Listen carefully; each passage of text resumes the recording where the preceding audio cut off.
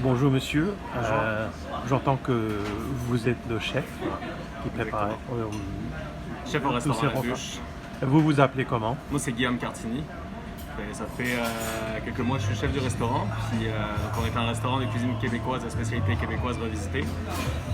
On fait des brunchs de 8h jusqu'à 15h. Puis après ça, on passe sur la version souper jusqu'à 21h30. Dites-moi une chose, qu'est-ce qui distingue la cuisine québécoise de la cuisine française, malgré vos racines communes?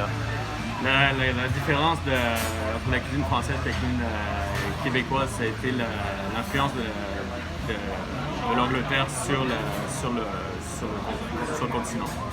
Et en plus aussi, ça a été les conditions climatiques qui font qu'avec les hivers très froids qu'il y avait surtout avant, les hivers commencent à s'adoucir de plus en plus, mais les hivers étaient très très froids, donc il fallait des repas très consistants, très gras en quelque sorte pour pouvoir se réchauffer.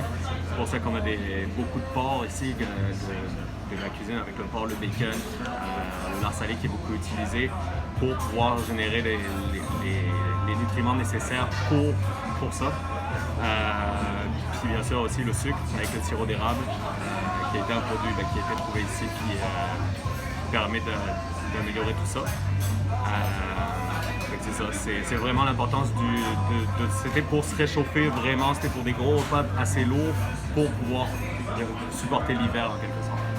J'entends. Et aujourd'hui, j'avais commandé la tourtière, qui est une grande spécialité québécoise. Exactement.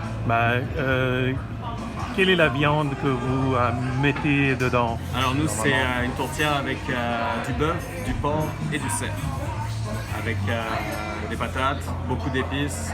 Et c'est un fond de viande qui est lié avec un roux pour pouvoir que ce soit vraiment consistant, que ça fasse comme une sauce très, très onctueuse qui va venir enrober toute la viande. Et nous, elle est revisitée, notre tourtière, parce que vraiment à la base, la tourtière est une tourte, vraiment.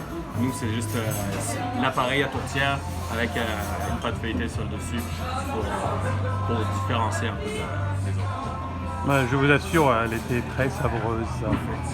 Et la dernière chose, votre restaurant est archi populaire. Il fallait réserver une table en fait 2 jours d'avance. Et qu'est-ce qui explique cette popularité à votre avis? La popularité du restaurant, ça a commencé depuis quelques années. En fait, nous, ça fait 6 ou 7 ans que le restaurant est ouvert. On a énormément travaillé sur la cuisine, mais aussi sur le service, sur l'ambiance du restaurant.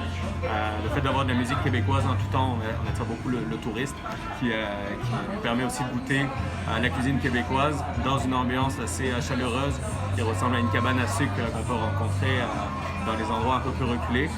Dans le fond, nous, le concept, c'est d'être une cabane à sucre urbaine, ce qui nous permet aussi d'avoir des grosses fins de semaine. Des dimanches, on a des musiciens qui viennent jouer dans le restaurant pendant 2 heures. C'est vraiment la convivialité qu'on recherche ici. Puis je pense que les clients arrivent à la retrouver dans la façon du service que l'équipe en salle peut faire.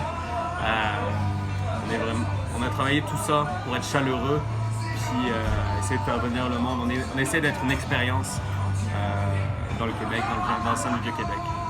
Alors, c'est quoi la notion d'une cabane à sucre?